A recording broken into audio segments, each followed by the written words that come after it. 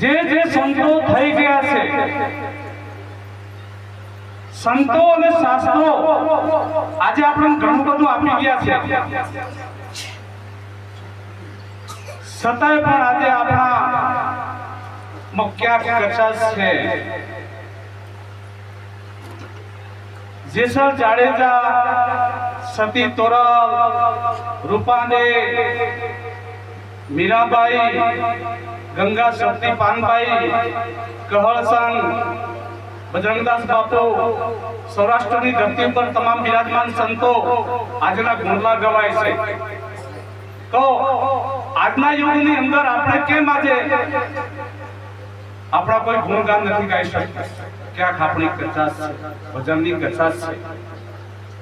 જો તુફાનગુરુ મહારાજ અમારે 2 વાર મુલાકાત થઈ, પણ આમ તુફાન જેવું કામ છે ને, છડાટ સંત દેખાઈ આવે, આમ ચાલે તો ને ચાલ અને બોલે તો ને આમ પડઘો પડે. સંતનું ભજન પડવો જોઈએ.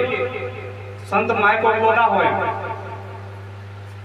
પણ એનું ભજન આપણે બધા સાંભળીએ છીએ. આટલા સમયથી બધા સત્સંગોની અંદર જઈએ છીએ, પણ જ્યાં સુધી આ શ્વાસા સાથે ભજન ના થશે ને, 21,600 શ્વાસા સાથે ભજન ના થાય ને, ઓછામાં ઓછું 3 કલાકનું ભજન ના કરીએ ને, ત્યાં સુધી આપણી અંદર પ્રગતિ ના થઈ શકે.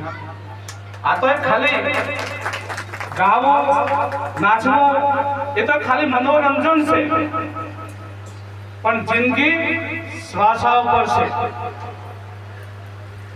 21,600 શ્વાસા જે ભરશે ને, એ ભવપાર ઉતરી જશે. આવો સંતો અને શાસ્ત્રો કહી રહ્યા છે. બીજું, આપણે એક સમાજને મારો સંદેશો છે મિત્રો, હું શિક્ષક છું એટલે કહું, તમારા બાળકોને બહુ ભણાવજો.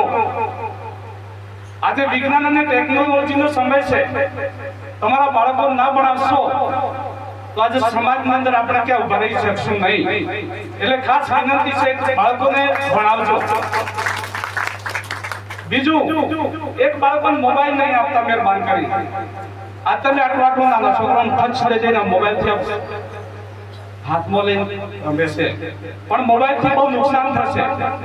સમય પછી અતિશય મોબાઈલ ઉપર બેસે ને, ગાળો થઈ જશે છોકરું. એટલે મોબાઈલનો ખાસ ઉપયોગ કરવા નહીં આપજો. ટેકનોલોજીનો સમય છે, શિક્ષણ માટે જો એ બરાબર છે, પણ જો મોબાઈલ ઉપરથી ક્યાં સંબંધો થઈ જશે, એટલે ખાસ બાળકોને મોબાઈલથી દૂર રાખજો. તુફાન મહારાજે કીધું વ્યસનો.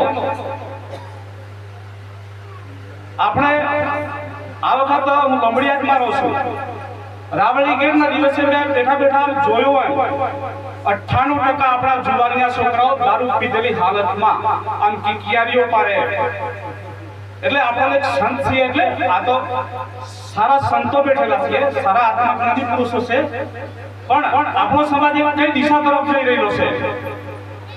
એક એટલે આપણા સમાજના જે જુવાન દીકરાઓ છે ને, બહુ બરબારીના પંથે જઈ રહેલા છે. બહુ 98% છોકરાઓ દારૂ પીધેલી હાલતમાં જ આપણને જોવા મળે. આપણને મન દુઃખ થાય, ખરેખર આપણો સમાજ કઈ દિશા તરફ જઈ રહ્યો છે. એટલે બેઠેલાને ખાસ વિનંતી કરી, આપણે તો બધા સંતો છીએ, પણ શું કરીએ? આપણા સમાજ માટે કંઈ કરીએ અને આપણો સમાજ ખરેખર વ્યસનોથી છૂટે. નથી છૂટતો. પ્રયત્નો ઘણા બધા સંતો કરેલા, પણ એક બે જે તરસે. આજે જો કાંતિભાઈ મહારાજને દોતા, ખેડબ્રહ્મા, કોશીના તમામ તાલુકાની અંદર કાંતિભાઈ મહારાજને ઓળખે છે તમામ નાના નાના છોકરા, પણ જો એમનું આજે સંત ગમે જેવો હોય, પણ આજે આપણા ખૂણામાં આટલા ખૂણામાં લાવીને જો બધાને આનંદ કરાવે છે ને, જો મને અહીં આવ્યા પછી વિચાર આવ્યો કે ખરેખર જો આપણે આટલા બધા ખૂણામાં કોશીના તાલુકાની અંદર ખૂણામાં આવેલું છે, છતાં કેટલો આનંદ કરાવી રહેલા છે. આવા સંતોને ધન્યવાદ છે, એમને જણનાર માતાઓને ધન્યવાદ છે. એટલે સત્સંગ તો મને આજે હરિભાઈ કીધું એટલે બોલવાનો મોકો મળ્યો છે, પણ રામદેવજી ભગવાને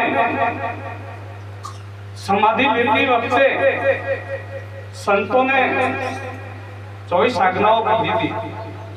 ધર્મમાં ભેગા રહેજો, ધર્મમાં ભેગા રહેજો, પાપથી દૂર રહેજો. એટલે મન, વચન, કર્મથી કોઈને દુઃખ ના દેશો. મનથી એ પાપ થાય છે. આ જેવા કપડે ઉજળા દેખાઈએ એવા અંદરથી પણ ઉજળા રહેજો, ક્યાંક ડાઘ ના લાગી જાય. હું નથી કહેતો, રામદેવજી મહારાજે કીધું સંતોને, જેવા કપડે ઉજળા દેખાઈએ ને એવા અંદરથી પણ તમે ઉજળા રહેજો. નાત જાતનો ભેદભાવ ન રાખતા. આ તમામ બેઠેલામાં સૃષ્ટિના તમામ જીવોની અંદર મારો રામ બેઠેલો છે. બસ સંતોની અંદર આ દેખાવું જોઈએ. પછી આ પેલા પંથ વાળો છે, આ પેલા પંથ વાળો છે, આ મારો છે, એવું નહીં. તમામ સૃષ્ટિના જીવોની અંદર મારો રામ બેઠેલો છે. બસ એવું દેખાવું. નારી શક્તિઓનું સન્માન કરજો. બિરાજમાન નારી શક્તિઓનું સન્માન કરજો. આજ આપણો સમાજ દુઃખી છે ને મિત્રો, હું ઘણી વાર જોઉં છું. આજે આપણે પોતાની ધર્મ પત્ની છે, પી આવીને આપણે પાટું મેરીએ તો ઘરમાં લક્ષ્મી ના રહે, અંદેવી ના રહે. સંતોષી માતા આપણા દેહનો સંતોષ પૂરો કરનાર માં છે ને આપણે પાટું બોલીએ તો આપણા ઘરમાં શું થાય? એ દુઃખી જ રહે માણસ. એટલે દેવીઓનું સન્માન કરવાનું કીધું છે ઘરની અંદર. માતા પિતા ગુરુજનોનો આદર કરજો, સંતોનો આદર કરજો. ગમે તેવા પણ ભગવા ભેગદારી હોય ને એ સામાન્ય નથી. આપણે ભગવું પહેરેલા સામાન્ય ના ગણતા, એમનું સન્માન જાળવજો. એ જેમ તેમ ભગવો ના પહેરેલો હોય પણ આ તો કઈ ના, તો બાબુ હોય જાય એવું ના વિચારતા. એમની અંદર ઘણી બધી તાકાત પડેલી હોય છે. એ સમય આવે એની શક્તિઓનું પ્રદર્શન થઈ જતું હોય છે. અને ભગવા ભેખદારી ભોગી સંતોથી પણ દૂર રહેજો. એવા ને એવા પણ સાધુ સંતોમાં ભોગ કરીને બેઠેલા હોય છે. અમે કુંભમેળામાં ગયા હતા, એવા ઘણા બધા માર ખાવી પડી હતી. જે મંત્ર ના આવડતો ના બોલી શકે તો એ ખબર પડી જાય એટલે માર પાડે બરાબર નહીં.